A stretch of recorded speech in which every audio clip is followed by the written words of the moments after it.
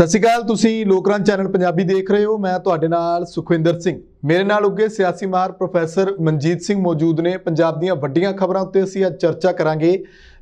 ਗੱਲਬਾਤ ਹੋਏਗੀ ਪੰਜਾਬ ਦੇ ਮਸਲਿਆਂ ਤੋਂ ਲੈ ਕੇ ਕਿਸਾਨੀ ਮਸਲਿਆਂ ਤੱਕ। ਵਿਕਰਮ ਸਿੰਘ ਮਜੀਠੀਆ ਦਾ ਮਸਲਾ ਵੀ ਉਸ ਦੇ ਵਿੱਚ ਵਿਚਾਰਾਂਗੇ, ਪਾਣੀਆਂ ਦਾ ਮਸਲਾ ਵੀ ਵਿਚਾਰਾਂਗੇ, ਯੂਨੀਵਰਸਿਟੀਆਂ ਦਾ ਮਸਲਾ ਵੀ ਵਿਚਾਰਾਂਗੇ ਤੇ ਇਸ ਦੇ ਨਾਲ ਹੋਰ ਵੀ ਅਹਿਮ ਮੁੱਦੇ, ਬੇਅਦਬੀਆਂ ਦਾ ਮਸਲਾ, ਉਸ ਉੱਤੇ ਵੀ ਅਸੀਂ ਗੱਲਬਾਤ ਕਰਾਂਗੇ। ਪਰ ਸਭ ਤੋਂ ਵੱਡੀ ਖਬਰ ਇਹ ਹੈ ਕਿ ਪੰਜਾਬ ਦੇ ਵਿੱਚ ਜਦੋਂ ਅਕਾਲੀ ਦਲ ਤੇ ਭਾਜਪਾ ਦੀ ਸਰਕਾਰ ਸੀ, ਉਸ ਦੀ ਚਰਚਾ ਇਹ ਹੋ ਰਹੀ ਹੈ ਕਿ ਇਹਨਾਂ ਨੇ ਕੁਝ ਕਾਨੂੰਨਾਂ 'ਚ ਸੋਧ ਕਰਕੇ ਕੋਈ ਇਹੋ ਜਿਹੇ ਐਕਟ ਲਿਆਂਦੇ ਕਿ ਉਹਦੇ ਨਾਲ ਅਕਾਲੀ ਦਲ ਤੇ ਭਾਜਪਾ ਵਾਲਿਆਂ ਨੇ ਆਪੋ ਆਪਣੇ ਦਫ਼ਤਰ ਪੰਜਾਬ ਦੇ ਵਿੱਚ ਜਿਹੜੇ ਉਹ ਪਸਾਰਨੇ ਸ਼ੁਰੂ ਕੀਤੇ ਤੇ ਬੜੇ ਸਸਤੇ ਪਾਤੇ। ਮਨਜੀਤ ਸਿੰਘ ਜੀ, ਦੱਸੋ ਕਿ ਰਿਪੋਰਟ ਕੀ ਕਹਿੰਦੀ ਹੈ, ਕੀ ਕੁਝ ਖੁਲਾਸਾ ਹੋਇਆ ਇਹਦੇ ਵਿੱਚ ਜਿਹਦੇ ਉੱਤੇ ਹੁਣ ਆਪਾਂ ਇਦਾਂ ਕਹਿ ਲਈਏ ਕਿ ਅੱਖਾਂ ਮਿੱਟੀ ਬੈਠੇ ਸੀ ਰਾਜਨੀਤਿਕ ਲੀਡਰ? ਅਸਲ 'ਚ ਦੇਖੋ, ਡੈਮੋਕ੍ਰੇਸੀ ਦਾ ਬੇਸਿਕ ਅਸੂਲ ਇਹ ਹੈਗਾ ਕਿ ਜਦੋਂ ਲੋਕ ਵੋਟਾਂ ਪਾ ਕੇ ਆਪਣਾ ਭਵਿੱਖ ਕਿਸੇ ਦੇ ਹੱਥ ਫੜਾ ਦਿੰਦੇ ਆ, ਰਾਜਨੀਤਿਕ ਪਾਰਟੀਆਂ ਦੇ ਹੱਥ ਫੜਾ ਦਿੰਦੇ ਆ, ਤਾਂ ਫਿਰ ਉਹ ਰਾਜ ਕਰਦੀਆਂ ਪਾਰਟੀਆਂ ਦਾ ਫਰਜ਼ ਬਣਦਾ ਕਿ ਉਹ ਰਾਜ ਧਰਮ ਨਿਭਾਉਣ ਜੀ। ਉਹ ਰਾਜ ਧਰਮ ਦੀ ਜਗ੍ਹਾ ਉਹ ਆਪਣਾ ਜਿਹੜਾ ਨਾ ਲੁੱਟ ਖੋਹ ਦਾ ਕੰਮ ਸ਼ੁਰੂ ਕਰ ਦਿੰਦੇ ਆ। ਅਸਲ 'ਚ ਸਾਡੀ ਰਾਜਨੀਤੀ ਇੱਥੇ ਆ ਕੇ ਹੀ ਠਹਿਰ ਗਈ ਆ ਤੇ ਲੋਕਾਂ ਦੀ ਬੇਵਸੀ ਕਿ ਕਿਸੇ ਨਾ ਕਿਸੇ ਨੂੰ ਸਰਕਾਰ ਤੇ ਬਣਾਉਣ ਲਈ ਮੌਕਾ ਦੇਣਾ, ਉਹਦਾ ਫਾਇਦਾ ਇਹ ਰਲ ਕੇ ਸਾਰੀਆਂ ਪਾਰਟੀਆਂ, ਇੱਕ ਜਣੀ ਸਮੁੱਚੀ ਜਮਾਤ, ਉਹਦਾ ਪੂਰਾ ਫਾਇਦਾ ਲੈਂਦੇ। ਸੁਖਵਿੰਦਰ, ਹੁਣ ਇਹ ਦੇਖੋ ਇਸ ਗੱਲ ਦੇ ਵਿੱਚ ਕਿ ਕਿੰਨੀਆਂ ਪਾਰਟੀਆਂ ਆ, ਕੁਝ ਰਜਿਸਟਰਡ ਹੋਣਗੀਆਂ, ਕੁਝ ਪੁਰਾਣੀਆਂ ਪਾਰਟੀਆਂ, ਛੋਟੀਆਂ ਵੀ ਆ। ਜਿਸ ਤਰ੍ਹਾਂ ਹੁਣ CPM ਨੈਸ਼ਨਲ ਪਾਰਟੀ ਆ, ਭਾਵੇਂ ਬਹੁਤ ਹੀ ਛੋਟੀ ਆ ਪੰਜਾਬ 'ਚ, CPI ਨੈਸ਼ਨਲ ਪਾਰਟੀ ਆ, ਨਵੀਂ ਪਾਰਟੀ ਜਿਹੜੀ ਆ ਆਮ ਆਦਮੀ ਪਾਰਟੀ ਵੀ ਆ, ਇਸੇ ਤਰੀਕੇ ਨਾਲ ਵੱਡੀ ਪਾਰਟੀ BSP ਵੀ ਹੈਗੀ ਹੈ। ਇਹਨਾਂ ਸਾਰਿਆਂ ਨੂੰ ਇੱਕ ਪਾਸੇ ਜਾਣੀ ਚੋਰੀ ਆਪ ਹੀ ਕਾਨੂੰਨ ਬਦਲ ਕੇ BJP ਤੇ ਅਕਾਲੀ ਦਲ ਨੇ ਆਪਣੇ ਆਪ ਨੂੰ ਆਪ ਹੀ ਆਪਣੇ ਜ਼ਮੀਨਾਂ ਅਲਾਟ ਕਰ ਲਈਆਂ। ਜੋ ਚਰਨਜੀਤ ਭੁੱਲਰ ਦੀ ਰਿਪੋਰਟ ਮੁਤਾਬਕ ਕਿ BJP ਨੇ ਬਠਿੰਡੇ 'ਚ ਜਿਹੜਾ ਪਲਾਟ ਲਿਆ ਜ਼ਮੀਨ ਦਾ, ਉਹ ਕਾਫੀ ਵੱਡਾ ਪਲਾਟ ਆ, 700-800 ਮੀਟਰ ਦਾ, ਔਰ ਉਹਦੇ 'ਚ ਪਰ ਮੀਟਰ ਰੇਟ ਲਿਆ 2000 ਰੁਪਈਆ, ਜਦ ਕਿ ਅਸਲ 'ਚ ਉਹਦੀ ਮਾਰਕੀਟ ਪ੍ਰਾਈਸ ਉਦੋਂ 25,000 ਰੁਪਈਆ ਪਰ ਮੀਟਰ ਸੀ। ਹਾਂ ਬਿਲਕੁਲ, ਇਹਦਾ ਮਤਲਬ ਇਹ ਕਿ ਇਹਨਾਂ ਨੇ 12.5 ਗੁਣਾ ਸਸਤਾ ਲਿਆ।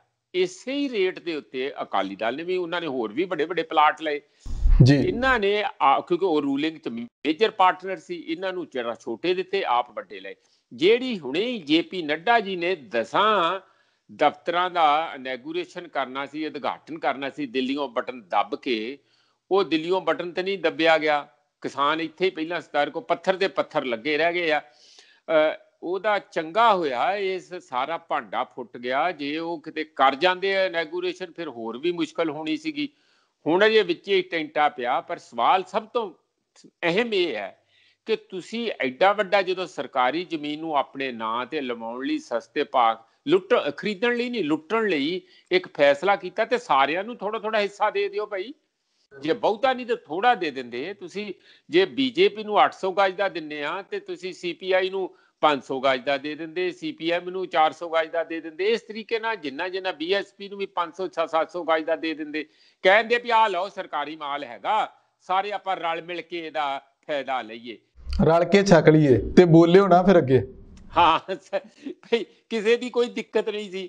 ਹੁਣ ਇਹ ਕਿਉਂਕਿ ਭਾਂਡਾ ਫੁੱਟ ਗਿਆ ਆ, ਹੋ ਸਕਦਾ ਅਕਾਲੀ ਦਲ ਨੇ ਫਟਾਤਾ ਹੋਵੇ, ਕਿਉਂਕਿ ਅਕਾਲੀ ਦਲ ਕੋ ਨਾ ਤੇ ਉਸ ਕਿਸਮ ਦੀ ਬਹੁਤੀ ਪੰਜਾਬ ਦੇ ਵਿੱਚ ਜ਼ਮੀਨ ਦੀ ਕਮੀ ਆ। ਕਿਸੇ ਦੇ ਵੀ ਹਵੇਲੀ 'ਚ ਜਾ ਕੇ ਦਫ਼ਤਰ ਖੋਲ ਦੇਣ, ਕਿਸੇ ਦੇ ਖੇਤ 'ਚ ਦਫ਼ਤਰ ਖੋਲ ਲੈਣ, ਉਹਨਾਂ ਨੂੰ ਕੋਈ ਕਮੀ ਨਹੀਂ ਹੈ।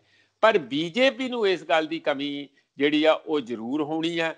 ਉਹ BJP ਨੂੰ ਇਸ ਗੱਲ 'ਚੋਂ ਬਾਹਰ ਕੱਢਣ ਲਈ, ਅੱਛਾ ਇਹਨਾਂ ਨੇ 10 ਦਫ਼ਤਰ ਖੋਲਣੇ ਆ, ਅਸੀਂ ਖਲਵਾਉਣੇ ਆ। ਹੋ ਸਕਦਾ ਇਹੋ ਜਿਹੀ ਜਿਹੜੀ ਇਨਫੋਰਮੇਸ਼ਨ ਆ ਉਹ ਅਕਾਲੀ ਦਲ ਨੇ ਵੀ ਲੀਕ ਕਰਤੀ ਹੋਵੇ, ਜਾਂ ਫਿਰ RTI 'ਚ ਮੰਗਾ ਲਈ ਹੋਵੇ। ਕੁਛ ਨਾ ਕੁਛ ਤੇ ਇਹਦੇ 'ਚ ਗੱਲ, ਪਰ RTI 'ਚ ਐਡੀ ਤੁਰੰਤ ਖਬਰ ਆ ਨਹੀਂ ਸਕਦੀ, ਉਹ ਮਹੀਨਾ ਲਾਉਂਦੇ ਆ। ਇਹ ਨਿਕਲੀ ਆ ਤੇ ਬੜੀ ਚੰਗੀ ਗੱਲ ਆ। ਹੁਣ ਤੇ ਜਿਹੜੀ ਸਾਰੇ ਦਾ ਸਾਰਾ ਭਾਂਡਾ ਫੁੱਟ ਗਿਆ, ਇਹਦੇ ਲਈ ਜ਼ਰੂਰੀ ਹੈ ਸੁਖਵਿੰਦਰ ਕਿ ਪੂਰੀ ਇਨਕੁਆਇਰੀ ਹੋਵੇ।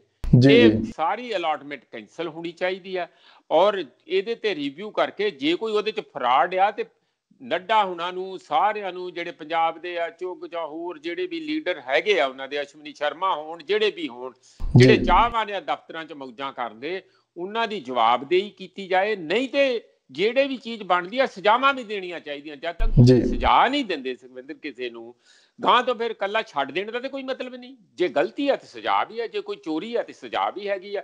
ਗਰੀਬ ਲਈ ਵੀ ਆ, ਅਮੀਰ ਲਈ ਵੀ ਆ, ਕਾਨੂੰਨ ਸਾਡਾ ਇਹੋ ਕਹਿੰਦਾ। ਕੀ ਗੱਲ ਪ੍ਰੋਫੈਸਰ ਸਾਹਿਬ, ਕੀ ਲੱਗਦਾ ਹੈ ਕਿ ਕੋਈ ਉਮੀਦ ਹੈਗੀ ਕਾਂਗਰਸ ਸਰਕਾਰ ਤੋਂ, ਕੈਪਟਨ ਸਰਕਾਰ ਤੋਂ, ਕਿ ਕੋਈ ਇਹੋ ਜਿਹੀ ਕਾਰਵਾਈ ਕੀਤੀ ਜਾਏਗੀ, ਕੋਈ ਬਿਆਨ ਉਹਨਾਂ ਵੱਲੋਂ ਆਇਆ ਹੋਵੇ? ਦੇਖੋ, ਜਿਹੜੇ ਕੈਪਟਨ ਸਾਹਿਬ ਆ ਉਹਨਾਂ ਦੀ ਵੀ ਜਾਨ ਤੇ ਫਸੀ ਰਹਿੰਦੀ ਆ। ਇੱਕ ਪਾਸੇ ਕਾਫੀ ਤਾਕਤਵਰ ਕੇਂਦਰੀ ਸਰਕਾਰ ਹੁੰਦੀ ਆ, ਬੀਜੇਪੀ ਹੈਗੀ ਆ, ਦੂਜੇ ਪਾਸੇ ਅਕਾਲੀ ਹੈਗੇ ਆ। ਤਾਂ ਇਸ ਲਈ ਵਿੱਚ ਵਿਚਾਲੇ ਜਦੋਂ ਚੱਲਣਾ ਪੈਂਦਾ ਉਹਨਾਂ ਨੂੰ ਅਖਿਆਈ ਹੈਗੀ ਹੈ, ਜੇ ਉਤੋਂ ਦਬਕਾ ਪੈ ਜੇ ਜਾਂ ਕਿਸੇ ਵੀ ਕਿਸਮ ਦਾ ਵੀ ਖਬਰਦਾਰ ਜੇ ਸਾਡੇ ਪਲਾਟ ਕੈਂਸਲ ਕੀਤੇ ਬੀਜੇਪੀ ਦੇ, ਤਾਂ ਫਿਰ ਹੋ ਸਕਦਾ ਆ। ਕਿਉਂਕਿ ਦੇਖੋ, ਤੁਹਾਨੂੰ ਪਤਾ ਕਿ ਰਾਣਿੰਦਰ ਦਾ ਵੀ ਕੰਮ ਚੱਲੀ ਜਾਂਦਾ, ਇਕੱਲਾ ਛੋਟਾ ਮੋਟਾ ਕੰਮ ਨਹੀਂ ਹੈਗਾ।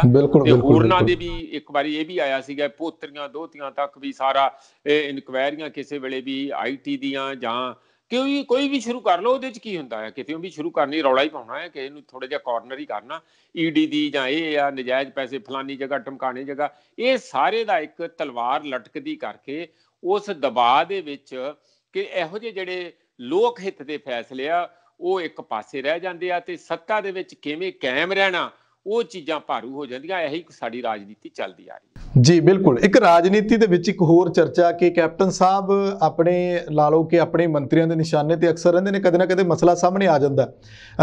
ਬਰਗਾੜੀ ਮਾਮਲੇ ਦੇ ਵਿੱਚ ਤੁਸੀਂ ਦੇਖਿਆ ਕਿ ਇੱਕ ਮੁਲਜ਼ਮ ਦੇ ਪਿਤਾ ਦਾ ਕਤਲ ਕਰ ਦਿੱਤਾ ਗਿਆ। ਹਾਲਾਂਕਿ ਫੇਸਬੁੱਕ ਦੇ ਉੱਤੇ ਗੈਂਗਸਟਰਾਂ ਨੇ ਜ਼ਿੰਮੇਵਾਰੀ ਲਈ ਹੈ, ਪਰ ਸੁਖਜਿੰਦਰ ਸਿੰਘ ਰੰਧਾਵਾ ਦਾ ਬਿਆਨ ਬੜਾ ਅਹਿਮੀਅਤ ਰੱਖਦਾ। ਉਹ ਕਹਿੰਦੇ ਅਸੀਂ ਇਨਸਾਫ ਜਿਹੜਾ ਉਹ ਦੇਣ ਦੇ ਵਿੱਚ ਹਾਲੇ ਅਵੇਸਲੇ ਨਜ਼ਰ ਆ ਰਹੇ ਹਾਂ ਜਾਂ ਨਹੀਂ ਦਿੱਤਾ। ਜਿਹੜੇ ਵਾਅਦੇ ਕੀਤੇ ਸੀ 2022 ਵਿੱਚ, ਇਹਦਾ ਖਾਮਿਆਜ਼ਾ ਸਾਨੂੰ ਭੁਗਤਣਾ ਪੈ ਸਕਦਾ ਹੈ। ਇਹਨੂੰ ਕਿੱਦਾਂ ਦੇਖਦੇ ਹੋ ਕਿ ਜਿਹੜਾ ਕਤਲ ਕਰ ਦਿੱਤਾ ਜਾਂਦਾ ਹੈ, ਗੈਂਗਸਟਰ ਪੰਜਾਬ ਦੇ ਵਿੱਚ ਕਿਸ ਤਰ੍ਹਾਂ ਜਿਹੜੇ ਉੱਭਰ ਰਹੇ ਨੇ, ਤੇ ਬੇਅਦਬੀ ਨਾਲ ਜੁੜਿਆ ਮਸਲਾ ਸੀ, ਉਹਨਾਂ ਦੇ ਪਰਿਵਾਰ ਦੇ ਵਿੱਚ ਇੱਕ ਲੜਕਾ ਜਿਹੜਾ ਉਹ ਮੁਲਜ਼ਮ ਹੈ ਤੇ ਉਹਦੇ ਪਿਤਾ ਨੂੰ ਮਾਰ ਦਿੱਤਾ ਗਿਆ।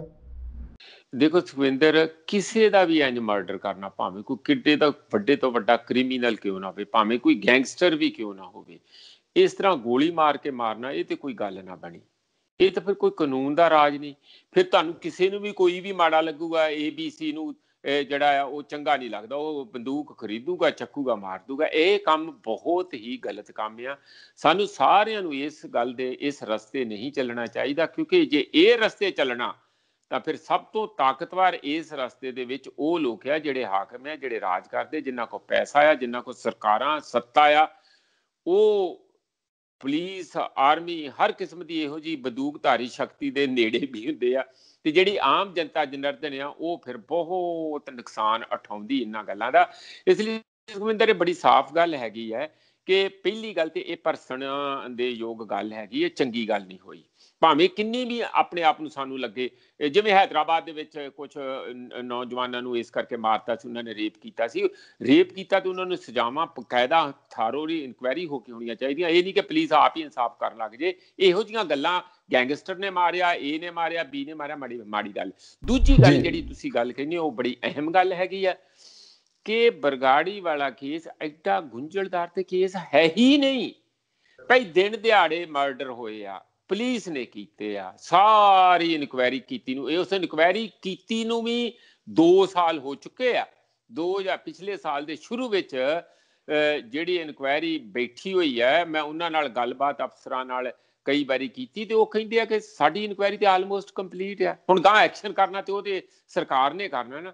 ਸਰਕਾਰ ਸ਼ਾਇਦ ਇਹ ਸੋਚ ਰਹੀ ਹੈ ਕਿ ਚੋਣਾਂ ਦੇ ਨੇੜੇ ਕੋਈ ਰਾਜਨੀਤਿਕ ਲਾਹਾ ਲੈਣ ਲਈ, ਜਿਵੇਂ ਪਹਿਲਾਂ ਹੀ ਵੱਡਾ ਖਸਾਰਾ, ਵੱਡਾ ਜਾਣੀ ਜਿਹੜੀ ਹੋ ਗਈ ਉਹਨਾਂ ਨੂੰ, ਸ਼੍ਰੋਮਣੀ ਅਕਾਲੀ ਦਲ ਨੂੰ ਵੱਡਾ ਖਸਾਰਾ ਲੱਗਾ, ਰਾਜਨੀਤਿਕ ਤੌਰ ਤੇ ਢਾਹ ਲੱਗੀ ਆ, ਉਹਨਾਂ ਦੀ ਛਵੀ ਬੜੀ ਖਰਾਬ ਹੋਈ, ਅੱਜ ਤੱਕ ਪੈਰ ਨਹੀਂ ਲੱਗ ਰਹੇ। ਇਹ ਬਰਗਾੜੀ ਵਾਲਾ ਕੇਸ ਸੀ ਕਿਉਂਕਿ ਉਹਨਾਂ ਨੇ ਸੀਰੀਅਸਲੀ ਇਹਨੂੰ ਕੀਤਾ ਨਹੀਂ। ਹੁਣ ਜੇ ਕਾਂਗਰਸ ਵੀ ਉਸੇ ਰਸਤੇ ਤੇ ਚੱਲੀ ਆ ਤਾਂ ਮਾਫ ਕਾਂਗਰਸ ਨੂੰ ਵੀ ਨਹੀਂ ਲੋਕ ਕਰਨਗੇ। ਇਹ ਸਾਰੀ ਗੱਲ ਦੇ ਐਂਡ ਰਿਜ਼ਲਟ ਇਹ ਨਿਕਲਿਆ ਆ ਕਿ ਇਹੋ ਜਿਹਾ ਲੋਕਾਂ ਨੇ ਆਪ ਆਪਣੇ ਹੱਥ ਇਨਸਾਫ ਦੀ ਚਾਬੀ ਫੜ ਲਈ ਤੇ ਠਾਹ ਗੋਲੀ ਮਾਰ ਦਿੱਤੀ। ਇਹ ਕਸ਼ਮੀਰ ਵਿੱਚ ਤੇ ਲਗਾਤਾਰ ਹੋ ਰਿਹਾ, ਪਰ ਉੱਥੇ ਤੇ ਸਿਵਲ ਸੁਸਾਇਟੀ ਦਾ ਇੱਕ ਬੜਾ ਨੱਕ 'ਚ ਦਮ ਹੋਇਆ। ਉੱਥੇ ਤੇ ਲਗਾਤਾਰ ਹੋ ਰਿਹਾ, ਉੱਥੇ ਅਲੱਗ ਹਾਲਾਤ। ਕੀ ਅਸੀਂ ਪੰਜਾਬ ਦੇ ਹਾਲਾਤ ਹੁਣ ਕਸ਼ਮੀਰ ਵਾਂਗੂ ਠੂਠਾ ਵਾਲੇ ਦੁਬਾਰਾ ਸ਼ੁਰੂ ਕਰਨੇ ਆ? ਇਸ ਕਰਕੇ ਚਾਹੀਦਾ ਇਹ ਹੈ ਕਿ ਤੁਰੰਤ ਕੈਪਟਨ ਅਮਰਿੰਦਰ ਸਿੰਘ ਇਹ ਬਿਆਨ ਦੇਣ ਇਸ ਗੱਲ ਦੇ ਉੱਤੇ, ਕੈਬਨਿਟ ਦੀ ਮੀਟਿੰਗ ਕਰਕੇ जे नहीं पता लगता बाहरों किसी होर दी मदद लै लैण कि और बयान इस गल दा होना चाहिए कि 1 महीने जां 2 महीने जां 3 महीने दे अंदर अंदर की असीं बरगाड़ी वाला सारा मामला आ उसनूं किसी सिरे लावांगे कि नहीं लावांगे, इसदा आउणा चाहिए। नहीं तो ये गल किसी किते होर भी पहुंच सकती है। किसान पहलां ही बड़े गुस्से विच आ और विचों जे कोई इहो जिहियां सुरां होर उठण लग पईयां तां फिर साडे हत्थों गल निकल सकती है। बिल्कुल बिल्कुल प्रोफैसर सर अगली खबर जी चर्चा में है, एक पासे तो पंजाब का माहौल खराब है, सियासी तौर पर भी जो नुकताचीनी कितना कितने सामने आती है। जो तो अकाली दल तो भाजपा की भाईवाली टुटी है, जिवें आप शुरू कहा कि हो सकता है कि जो भाजपा के दफ्तरों का भांडा भन्निया गया वो की पता लगता अंदरों कोई सियासी किसी ना किसी ने कोई बदलाखोरी के तहत कुछ लिया हो। पर इधर बिक्रम सिंह मजीठिया की सिक्योरिटी वापस लेना तो इनू किद्दां देखदे हो? उत्ते जिहड़े अकाली दल वाले ने वो काफ़ी खफा ने, विरोधी कह रहे हैं कि इत्थे तां कांग्रेस वाले कहंदे ने कि सोनिया गांधी तक, राहुल गांधी, साबका प्रधानमंत्री डॉक्टर मनमोहन सिंह ते प्रियंका गांधी उन्हां दी सिक्योरिटी नूं भी जिहड़ा वो किते ना किते सन लाई गई ते हुण ला दित्ती, कहंदे खतरा कोई नहीं। इनू किद्दां देखदे हो सारे नूं? वो कुछ नहीं लगता कि जदों लगी सी उदों तां कहंदे दरवाजे लाते ते टुट्टी वेले चगाट पटती? देखो मैं पहली गल तो ये कहूँगा कि सिक्योरिटी का एक बड़ा ड्रामा तकड़ा साढ़े 75-80 हज़ार मेरा ख्याल पुलिस के बंदे है ते अद्धे तो अपने अफसरां नूं उन्हां दे बुत्तियां नत्तियां कर सिर्फ जिहड़े पुलिस के ही अफसर आ उन्हां दी सिक्योरिटी यार जिहड़ा खुद पुलिस अफसर आ ट्रेंड आ पिस्तौल चला सकदा बंदूक चला सकदा उहदे अगे पिछे 10 बंदे क्यों भज्जे फिरदे आ भी उन्होंने काहदे लई अफसर बनाया उन्होंने हटा दिओ फिर ਜਿਹੜਾ ਅਫਸਰ ਆ ਉਹਨੂੰ ਵੀ ਸਿਕਿਉਰਿਟੀ ਗਾ ਅਫਸਰ ਦੀ ਸਿਕਿਉਰਿਟੀ ਹਾਦੀ ਹੋ ਗਈ ਹੈ ਕਾਦੀ ਸਿਕਿਉਰਿਟੀ ਤੇ ਡਰਾਮੇਬਾਜ਼ੀ ਆ ਇਹ ਫਿਊਡਲ ਐਟੀਟਿਊਡ ਹੈ ਪਹਿਲਾਂ ਤੇ ਇਹ ਬੰਦ ਹੋਣਾ ਚਾਹੀਦਾ ਹੈਰਾਨੀ ਹੋਊਗੀ ਬਾਬਿਆਂ ਨੂੰ ਸਿਕਿਉਰਿਟੀ ਵੀ ਬਾਬਿਆਂ ਨੇ ਜਿਨ੍ਹਾਂ ਨੇ ਰੱਬ ਦੇ ਰਸਤੇ ਲੋਕਾਂ ਨੂੰ ਪਾਉਣਾ ਰੱਬ ਦੇ ਨੇੜੇ ਲਿਜਾਣਾ ਉਹ ਰੱਬ ਨੂੰ ਵੀ ਹੁਣ ਸਿਕਿਉਰਿਟੀ ਚਾਹੀਦੀ ਆ ਬਿਲਕੁਲ ਇਹ ਐਡੀ ਵੱਡੀ ਧਾਂਦਲੀ ਆ ਪਹਿਲਾਂ ਸਿਕਿਉਰਿਟੀ ਦੇਣੀ ਤੇ ਲੈਣੀ ਤੇ ਸ਼ਿਵ ਸੈਨਾ ਬਜਰੰਗ ਦਲ ਹਰ ਕੋਈ ਇੱਕ ਚਿੱਠੀ ਲਿਖਾਉਂਦੇ ਆ और सिक्योरिटी लैंड का एक सैट पैटर्न बन गया कि किसी वड्डे बंदे नूं 4 गालां ठोक के कड्डो टीवी दे उत्ते अगला आपे तुहानूं कहूगा ही कि देखो मैं तेरे फट्टे चक दूंगा मैं तेरा नक भन दूंगा जां मैं तैनूं गोली मार दूंगा इहो जी 1-2 आ ही जांदे कोई ना कोई आऊगी बिल्कुल काम जान के कीता ਜਦੋਂ ਆ ਜਾਂਦੀ चिट्ठी ਲੈ ਕੇ ਪਹੁੰਚ ਜਾਂਦੇ ਆ ਪਲਾਨ ਪਹਿਲਾਂ ਹੀ ਹੁੰਦਾ ਕਿ ਆ ਅਸੀਂ ਕਰਨਾ ਆ ਉਹ ਜਾ ਕੇ ਐਸਐਸਪੀ ਕੋਲ ਕਹਿੰਦੇ ਦੇਖੋ ਜੀ ਮੈਨੂੰ ਤਾਂ ਮਾਰਨ ਕਰਦੇ ਮਰਨ ਪਹਿਲਾਂ ਤੇ ਉਹਦੇ ਜੁੱਤੀਆਂ ਮਾਰਨ ਜਿਹਨੂੰ ਸਿਕਿਉਰਿਟੀ ਦਿੰਦੇ ਇਹੋ ਜਿਹੇ ਬੰਦੇ ਨੂੰ ਇਨਕੁਆਇਰੀ ਹੋਵੇ ਕਿ ਇਹਨੇ ਕਿਉਂ ਕੀਤਾ ਕਿਉਂ ਉਹਨੂੰ ਬੰਦੇ ਨੂੰ ਥ੍ਰੈਟ ਆਇਆ ਪਹਿਲਾਂ ਤੇ ਉਸ ਬੰਦੇ ਤੇ ਕੇਸ ਚੱਲਣਾ ਚਾਹੀਦਾ ਜਿਹਨੂੰ ਇਹ ਜਿਹੜੀਆਂ ਸਿਕਿਉਰਿਟੀਆਂ ਦਿੰਦੇ ਰਹੀ ਗੱਲ ਹੁਣ ਮਜੀਠੀਏ ਸਾਹਿਬ ਦਾ ਹੁਣ ਉਹ ਥ੍ਰੈਟ ਆਏ ਹੁਣ ਜਿਸ ਤਰ੍ਹਾਂ ਚੀਮਾ ਦਾ ਬਿਆਨ ਆਇਆ ਆ ਦਲਜੀਤ ਸਿੰਘ ਚੀਮਾ ਦਾ ਕਿ ਉਹਨਾਂ ਨੂੰ ਕੁਛ ਜਿਹੜੀਆਂ ਤੱਤ ਖਿਆਲੀ ਜਥੇਬੰਦੀਆਂ ਆ ਭਾਵੇਂ ਉਹ ਅੰਦਰੂਨੀ ਹੋਣ ਭਾਵੇਂ ਪਾਕਿਸਤਾਨ ਬੇਸਡ ਹੋਣ ਉਸ ਦੇ ਖਤਰੇ ਕਰਕੇ ਅਸੀਂ ਪਿਛਲੇ ਜਾਨੀ 2010 ਦੇ ਵਿੱਚ ਇਹ ਸਿਕਿਉਰਿਟੀ ਮਿਲੀ ਸੀਗੀ ਔਰ Z+ ਸਿਕਿਉਰਿਟੀ ਜਿਹਦਾ ਮਤਲਬ 36 ਬੰਦੇ ਮੈਂ ਕੈਲਕੂਲੇਟ ਕਰ ਰਿਹਾ ਸੀ ਕਿ ਹਰ ਮਹੀਨੇ ਘੱਟੋ ਘੱਟ ਵੀ 25-30 ਲੱਖ ਰੁਪਏ ਦਾ ਖਰਚਾ ਹੋਊਗਾ ਜਾਨੀ ਇਹ ਘੱਟੋ ਘੱਟ ਮੈਂ ਕਹਿ ਰਿਹਾ ਜ਼ਿਆਦਾ ਹੀ ਹੋਊਗਾ ਇਹ ਇਸ ਕਿਸਮ ਨਾਲ ਇੰਨਾ ਖਰਚਾ ਇੱਕ ਬੰਦੇ ਦੀ ਸਿਕਿਉਰਿਟੀ ਤੇ ਲਾਇਆ ਹੋਇਆ ਸੀ ਤੇ ਕੀ ਵਾਕਿਆ ਹੀ ਇੰਨਾ ਜ਼ਿਆਦਾ ਖਤਰਾ ਸੀ ਕਿ ਵਾਕਿਆ ਹੀ ਇੰਨਾ ਜ਼ਿਆਦਾ ਉਹਨਾਂ ਦੇ ਉੱਤੇ ਉਹਨਾਂ ਦੀ ਜਾਨ ਨੂੰ ਲਗਾਤਾਰ ਪਿਛਲੇ 10 ਸਾਲਾਂ 'ਚ ਕੋਈ ਥ੍ਰੈਟ ਕੰਮ ਹੀ ਨਹੀਂ ਹੋਇਆ ਘੱਟ ਹੀ ਨਹੀਂ ਹੋਇਆ ਮਤਲਬ ਥ੍ਰੈਟ ਇੱਕ ਵਾਰੀ ਹੋ ਗਿਆ ਉਹ ਸਾਲ ਦਾ ਆ 2 ਸਾਲ ਦਾ ਆ ਉਹਦਾ ਰਿਵਿਊ ਹੋਣਾ ਚਾਹੀਦਾ ਇੱਕ ਤੇ ਗੱਲ ਮੈਂ ਇਸ ਪੱਖ ਤੋਂ ਕਹਿਣਾ ਕਿ ਕੀ ਜਿਨ੍ਹਾਂ ਨੂੰ ਇੱਕ ਵਾਰੀ ਭਾਵੇਂ ਉਹ ਬਾਬੇ ਹੋਣ ਭਾਵੇਂ ਉਹ ਕੋਈ ਇਹੋ ਜਿਹੇ ਜਿਹੜੇ ਫਰੋਡਸਟਰਸ ਹੋਣ ਜਿਸ ਤਰ੍ਹਾਂ ਫਰੋਡ ਕਰਨ ਵਾਲੇ ਹੈਗੇ ਆ ਕਿ ਕਿਸੇ ਨੂੰ ਗਾਲਾਂ ਕੱਢ ਕੇ ਈਮੇਲ ਪਵਾ ਕੇ ਮਗਰੋਂ ਆਪ ਸਿਕਿਉਰਿਟੀ ਕਈ ਫੜੇ ਵੀ ਜਾਂਦੇ ਆ ਇਹਨਾਂ ਦਾ ਇਹ ਸਾਰਿਆਂ ਦਾ ਸਿਕਿਉਰਿਟੀ ਦਾ ਦੇਖੋ ਇੱਕ ਰਿਵਿਊ ਹੋਣਾ ਚਾਹੀਦਾ ਪਰ ਇਹ ਤਾਂ 2010 ਤੋਂ ਦਿੱਤੀ ਗਈ ਸੀ ਕਹਿੰਦੇ ਰਿਵਿਊ ਹੁਣ ਕੀਤਾ ਉਦੋਂ ਕਾਂਗਰਸ ਦੀ ਯੂਪੀਏ ਦੀ ਸਰਕਾਰ ਹੁੰਦੀ ਸੀ ਚਿਦੰਬਰਮ ਸਾਹਿਬ ਗ੍ਰਹਿ ਮੰਤਰੀ ਹੁੰਦੇ ਸੀ ਇਸ ਤਰ੍ਹਾਂ ਦੀਆਂ ਖਬਰਾਂ ਨੇ ਕਿ ਹੁਣ ਕਿਉਂ ਰਿਵਿਊ ਜਿਹੜਾ 10 ਸਾਲਾਂ ਦੇ ਬਾਅਦ ਇਹੋ ਜਿਹਾ ਭਾਜਪਾ ਨੂੰ ਕੀ ਦਿਖ ਗਿਆ ਸੁਖਵਿੰਦਰ ਗੱਲ ਬੜੀ ਸਾਫ਼ ਹੈਗੀ ਹੈ ਇਹ ਹੈਗੇ ਆ ਸੱਤਾ ਦੇ ਸ਼ੋਸ਼ੇ ਸੱਤਾ ਦਾ ਕੰਫਰਟ ਨਿੱਘ ਹਰ ਕੋਈ ਕਹਿੰਦਾ ਕਿ ਮੇਰੇ ਨਾਲ ਅੱਗੇ ਪਿੱਛੇ 4 ਗੱਡੀਆਂ ਘੁੰਮਦੀਆਂ ਹੋਣ ਜਿੱਥੇ ਵੀ ਤੁਸੀਂ ਜਾਂਦੇ ਆ ਪਰਾਂ ਹੋ ਜਾਓ ਵੱਡਾ ਅਫਸਰ ਆਇਆ ਵੱਡੀਆਂ ਗੱਡੀਆਂ ਅੱਗੇ ਪੁਲਿਸ ਪਿੱਛੇ ਪੁਲਿਸ ਕੋਈ ਕਾਲੇ ਕੱਪੜਿਆਂ ਵਾਲੀ ਕੋਈ ਕਮਾਂਡੋ ਕੋਈ ਕੁਛ ਮਤਲਬ ਲੋਕਾਂ 'ਚ ਦਬਦਬਾ ਲੋਕਾਂ 'ਚ ਭੈ ਲੋਕਾਂ ਕਿ ਇਹ ਬਹੁਤ ਵੱਡਾ ਲੀਡਰ ਹੈ ਕਿਉਂਕਿ ਇੰਨੀ ਪੁਲਿਸ ਇਹਨੂੰ ਪ੍ਰੋਟੈਕਟ ਕਰ ਰਹੀ ਹੈ ਇਸ ਕਿਸਮ ਦਾ ਭਾਅ ਦੇਣ ਲਈ ਜੇ ਤੁਸੀਂ ਕਿਸੇ ਵੀ ਵੱਡੇ ਬੰਦੇ ਦੀ ਮੈਂ ਤੇ ਕਹਿੰਦਾ ਆ ਭਾਵੇਂ ਵੱਡੇ ਵੱਡੇ ਲੀਡਰ ਹੀ ਬੈਠੇ ਆ, ਸਵਾਏ ਜੱਜਾਂ ਤੋਂ ਜੱਜਾਂ ਨੂੰ ਦੇ ਦੇਣੀ ਚਾਹੀਦੀ, ਕਿਉਂਕਿ ਉਹਨਾਂ ਨੇ ਫੈਸਲੇ ਕਰਨੇ ਹੁੰਦੇ ਆ। ਕੋਈ ਬਦਮਾਸ਼ਾਂ ਦੇ ਉੱਤੇ ਵੀ, ਚੰਗਿਆਂ ਬੰਦਿਆਂ ਤੇ ਵੀ ਫੈਸਲੇ ਕਰਨੇ ਹੁੰਦੇ, ਪਰ ਬਾਕੀ ਪੋਲੀਟੀਕਲ ਬੰਦੇ ਜਿਹੜੇ ਪਾਪੂਲਰ ਲੀਡਰ ਆ, ਉਹਨਾਂ ਨੂੰ ਏਡੀ ਵੱਡੀ ਸਿਕਿਉਰਿਟੀ ਕਿਸ ਕਰਕੇ ਹੁੰਦੀ? ਜੇ ਕਿਤੇ ਵਾਕਿਆ ਜੈਨੂਅਨ ਆ ਤੇ ਜ਼ਰੂਰ ਦਿਓ, ਪਰ ਇੱਕ ਵਾਰੀ ਦੇਤੀ ਇਹਦਾ ਮਤਲਬ ਬੁੱਢੇ ਹੋਣ ਤੱਕ ਤੁਸੀਂ ਸਿਕਿਉਰਿਟੀ ਆਈ ਜਾਣੀ ਆ। ਉਹਦਾ ਵੀ ਰਿਵਿਊ ਹੋਣਾ ਚਾਹੀਦਾ। ਪਰ ਜਿਹੜਾ ਤੁਹਾਡਾ ਪੁਆਇੰਟ ਹੈ, ਮੈਂ ਉਹਦੇ ਤੇ ਆਉਣਾ ਕਿ ਕਿਉਂ ਇਹ ਹੁਣੇ ਹੀ ਕੀਤਾ ਜਾ ਰਿਹਾ। ਇਹ ਇੰਪੋਰਟੈਂਟ ਗੱਲ ਆ। ਮੇਰਾ ਖਿਆਲ ਹੈ ਕਿ ਜੇ ਨਾਲ ਰਹਿੰਦੇ ਤਾਂ ਭਾਵੇਂ ਸ਼ਾਇਦ Z+ ਤੋਂ ਉੱਪਰ ਦੀ ਵੀ ਹੋਰ ਦੇ ਦਿੰਦੇ, 4 ਬੰਦੇ ਹੋਰ ਵੀ ਨਾਲ ਜੋੜ ਦਿੰਦੇ। ਇਹਦੇ 'ਚ ਕੋਈ ਦੋ ਰਾਏ ਨਹੀਂ ਹੈ ਕਿ ਜੇ ਹੁਣ ਕੀਤਾ ਜਾ ਰਿਹਾ 10 ਸਾਲਾਂ ਬਾਅਦ, ਤੇ ਇਹ ਪੋਲੀਟੀਕਲ ਵੈਂਡੇਟਾ 'ਚੋਂ ਕੀਤਾ ਜਾ ਰਿਹਾ। ਕਾਂਗਰਸ ਦਾ ਵੀ ਇਸੇ ਤਰ੍ਹਾਂ ਹਟਾਇਆ ਜਾ ਰਿਹਾ, ਦੂਜਿਆਂ ਦਾ ਵੀ ਹਟਾਇਆ ਜਾ ਰਿਹਾ। ਔਰ ਨਾਲ ਹੀ ਇਹ ਤੁਸੀਂ ਦੇਖ ਲਿਓ ਕਿ ਜਿਹੜੇ ਬਾਕੀ ਦੇ ਉਹਨਾਂ ਦੇ ਬੰਦੇ ਆ ਜਿਹੜੇ ਗਊ ਰਕਸ਼ਕ ਆ ਜਾਂ ਬਜਰੰਗ ਦਲ ਆ ਜਾਂ ਹੋਰ ਕਈ ਕਿਸਮ ਦੇ ਦਲ RSS ਦੇ ਨਾਂ ਦੇ ਉੱਤੇ ਬਹੁਤ ਸਾਰੇ ਬਣੇ ਹੋਏ ਆ, ਉਹਨਾਂ ਸਾਰਿਆਂ ਨੂੰ ਸਿਕਿਉਰਿਟੀਆਂ ਵਧਾਈਆਂ ਗਈਆਂ ਹੋਣਗੀਆਂ। ਤੇ ਇਹ ਪੋਲੀਟੀਕਲ ਫੈਸਲੇ ਤੇ ਜ਼ਰੂਰ ਹੈਗੇ ਆ, ਪੋਲੀਟੀਕਲ ਵੈਂਡੇਟਾ। ਇਸੇ ਕਰਕੇ ਮੈਂ ਕਹਿੰਦਾ ਕਿ ਇਹਨਾਂ ਚੀਜ਼ਾਂ ਦੀ ਸਿਵਲ ਸੁਸਾਇਟੀ ਨੂੰ ਵੀ ਬੜੀ ਘੋਖ ਪੜਤਾਲ ਕਰਨੀ ਚਾਹੀਦੀ ਹੈ। ਔਰ ਕਿਤੇ ਨਾ ਕਿਤੇ ਗਾਹੇ ਬਗਾਹੇ ਇਹ ਸਾਰੀਆਂ ਚੀਜ਼ਾਂ ਦਾ ਰਿਵਿਊ ਵੀ ਹੋਣਾ ਚਾਹੀਦਾ। ਇਹ ਨਹੀਂ ਵੀ ਇੱਕ ਵਾਰੀ ਕਿਸੇ ਨੇ ਮੇਲ ਕੱਢਤੀ ਤੇ ਹੁਣ ਤੁਸੀਂ 20 25 30 ਸਾਲ ਸਰਕਾਰ ਦੇ ਇੰਨੇ ਪੈਸੇ ਲੱਗਦੇ ਆ, ਇੰਨਾ ਖਜ਼ਾਨੇ ਚੋਂ ਪੈਸਾ ਜਾਂਦਾ। ਜਿਵੇਂ ਮੈਂ ਤੁਹਾਨੂੰ ਕੈਲਕੂਲੇਟ ਕਰ ਰਿਹਾ ਸੀਗਾ ਕਿ 25-30 ਲੱਖ ਤੇ ਮਹੀਨੇ ਦਾ ਆਰਾਮ ਨਾਲ ਜਾਂਦਾ। ਉਹ ਕਿੰਨੇ ਗਰੀਬਾਂ ਦਾ ਭਲਾ ਹੋ ਸਕਦਾ ਉਹਦੇ 'ਚ? ਉਹੀ ਤੁਸੀਂ ਪੈਸੇ ਬਚਾ ਕੇ ਕਿਤੇ ਨਾ ਕਿਤੇ ਹੋਰ ਚੰਗੇ ਭਲੇ ਲਈ ਲਾਏ ਜਾ ਸਕਦੇ ਆ। ਤੇ ਇਸ ਵੇਲੇ ਇਹ ਜ਼ਰੂਰ ਲੱਗਦਾ ਕਿ ਵਿਕਰਮ ਮਜੀਠੀਆ ਹੋਣਾ ਦਾ ਇਹ BJP ਕਿਉਂਕਿ ਉਹ ਪਰਾਂ ਹਟਿਆ ਤੇ ਉਹ ਕਹਿੰਦੇ ਚੰਗਾ ਅਸੀਂ ਸਿਕਿਉਰਿਟੀ ਹਟਾ ਲੈਂਦੇ ਆ। ਇਹ ਪੋਲੀਟੀਕਲ ਵੈਂਡੇਟੇ ਚੋਂ ਲੱਗ ਰਿਹਾ ਜੀ। ਅੱਛਾ ਪ੍ਰੋਫੈਸਰ ਸਾਹਿਬ, ਇੱਕ ਹੋਰ ਚਰਚਾ ਹੁਣ ਪੰਜਾਬ ਦੇ ਵਿੱਚ ਫੇਰ ਤੋਂ ਦੁਬਾਰਾ ਜਿਉਂ-ਜਿਉਂ ਵੋਟਾਂ ਨੇੜੇ ਆਉਂਦੀਆਂ ਮੁੱਦੇ ਸੰਭਾਲ ਕੇ ਰੱਖਦੇ ਨੇ ਜਾਂ ਲਟਕਾ ਕੇ ਰੱਖਦੇ ਨੇ। ਜਿਵੇਂ ਆਪਾਂ ਦੇਖ ਲੈਂਦੇ ਆ ਬੈਂਸ ਸਾਹਿਬ ਦਾ ਬਿਆਨ ਲੱਗਿਆ, ਸਿਮਰਜੀਤ ਸਿੰਘ ਬੈਂਸ ਦਾ, ਉਹਨਾਂ ਨੇ ਪੰਜਾਬ ਦੇ ਅਧਿਕਾਰ ਯਾਤਰਾ ਵੀ ਕੱਢੀ, ਪਾਣੀਆਂ ਦੇ ਮੁੱਦੇ ਨੂੰ ਲੈ ਕੇ ਸਾਈਨ ਵੀ ਕਰਾਏ ਲੋਕਾਂ ਦੇ ਲੱਖਾਂ 'ਚ। ਤੇ ਹੁਣ ਉਹ ਇਹ ਗੱਲ ਕਹਿੰਦੇ ਨੇ ਕਿ ਪੰਜਾਬ ਨੂੰ ਜਿਹੜੇ 3 ਸੂਬੇ ਨੇ ਉਹਨਾਂ ਨੂੰ ਪਾਣੀਆਂ ਦਾ ਬਿੱਲ ਭੇਜਣਾ ਚਾਹੀਦਾ। ਪਹਿਲਾਂ ਵੀ ਗੱਲ ਉੱਠੀ ਹੈ, ਸਰਕਾਰ ਦੀ ਨੀਅਤ ਕੀ ਹੈ? ਕਿਉਂ ਨਹੀਂ ਪਾਣੀਆਂ ਦਾ ਜਿਹੜਾ ਉਹ ਮੁਆਵਜ਼ਾ, ਜਿਹੜਾ ਜੋ ਵੀ ਪੈਸਾ ਬਣਦਾ ਸਾਡਾ, ਉਹ ਕਿਉਂ ਨਹੀਂ ਲੈਣ ਲਈ ਆਪਣੇ ਜਿਹੜੇ ਉਹ ਕਦਮ ਅੱਗੇ ਵਧਾਏ ਜਾਂਦੇ? ਦਿੱਲੀ ਵਾਲਿਆਂ ਨੇ ਵੀ ਤਾਂ, ਕੇਜਰੀਵਾਲ ਸਰਕਾਰ ਨੇ ਕਹਿੰਦੇ ਹਿਮਾਚਲ ਨੂੰ ਜਿਹੜਾ ਉਹ ਪਾਣੀ ਦਾ ਮੁੱਲ ਦਿੱਤਾ ਹੈ, ਤੇ ਪੰਜਾਬ ਨੂੰ ਕਿਉਂ ਦੇਣ ਦੇ ਵਿੱਚ ਆਨਾਕਾਨੀ ਵੱਟੀ ਜਾਂਦੀ ਹੈ? ਦੇਖੋ ਸੁਖਵਿੰਦਰ, ਇਹ ਕੰਮ ਸੀ ਸਾਰਾ ਪੰਜਾਬ ਦੇ ਹਿੱਤਾਂ ਦਾ ਖਿਆਲ ਰੱਖਣਾ ਸ਼੍ਰੋਮਣੀ ਅਕਾਲੀ ਦਲ ਦਾ ਜੀ। ਤੇ ਸ਼੍ਰੋਮਣੀ ਅਕਾਲੀ ਦਲ ਜਿਹੜਾ ਅਸਲੀ ਆਪਣੀ ਆਤਮਾ ਤੇ ਰੂਪ ਤੇ ਸ਼ਕਤੀ ਜਿਹੜੀ ਆ ਉਹ ਵੇਚ ਦਿੱਤੀ, ਜਾਣੀ ਗਹਿਣੇ ਧਰ ਦਿੱਤੀ BJP ਨੂੰ ਸੱਤਾ ਦੀ ਖਾਤਰ।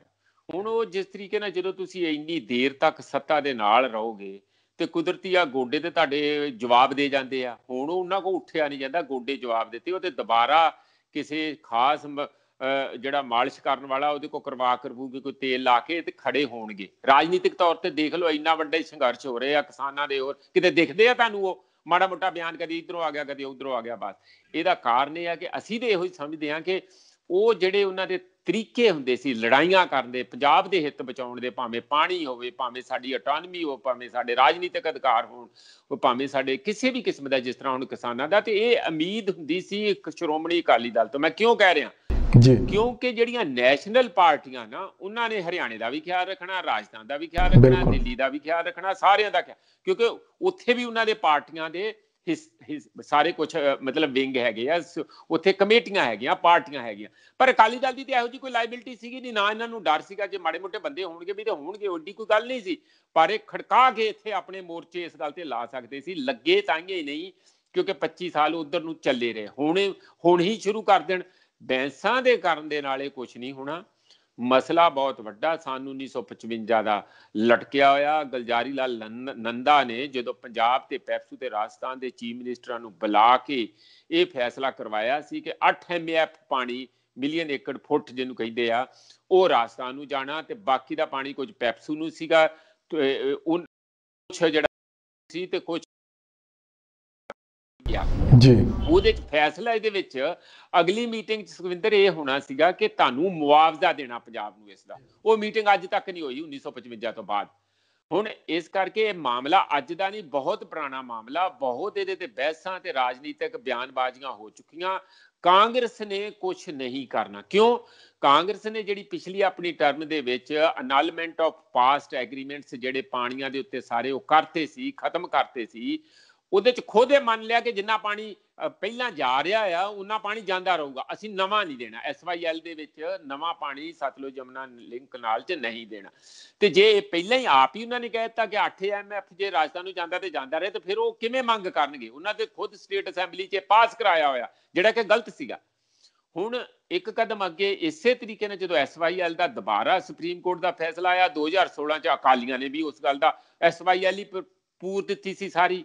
ਹੁਣ ਇਸ ਵੇਲੇ ਜਿੰਨੀਆਂ ਵੀ ਸਾਡੀਆਂ ਪਾਰਟੀਆਂ, ਉਹਨਾਂ ਦਾ ਦਿਮਾਗ ਵੱਧ ਤੋਂ ਵੱਧ SYL ਤੱਕ ਜਾਂਦਾ, ਉਦੋਂ ਅੱਗੇ ਜਾਂਦਾ ਹੀ ਨਹੀਂ ਕਿ ਸਾਡਾ ਰਿਪੇਰੀਅਨ ਪ੍ਰਿੰਸੀਪਲ ਦੇ ਤਹਿਤ, ਰਿਪੇਰੀਅਨ ਪ੍ਰਿੰਸੀਪਲ ਇਹ ਹੁੰਦਾ ਕਿ ਪਾਣੀਆਂ ਦਾ ਅਧਿਕਾਰ ਜਿਹੜੀਆਂ ਇਹੋ ਜਿਹੇ ਦਰਿਆ ਆ, ਸੋਮੇ ਆ, ਚਸ਼ਮੇ ਆ, ਉਹ ਉਹਨਾਂ ਲੋਕਾਂ ਦਾ ਆ ਜਿੱਥੋਂ ਦੀ ਉਹ ਵਗਦੇ ਆ, ਔਰ ਉਹ ਉਹਨਾਂ ਦੀ ਮਲਕੀਅਤ ਹੈਗੇ।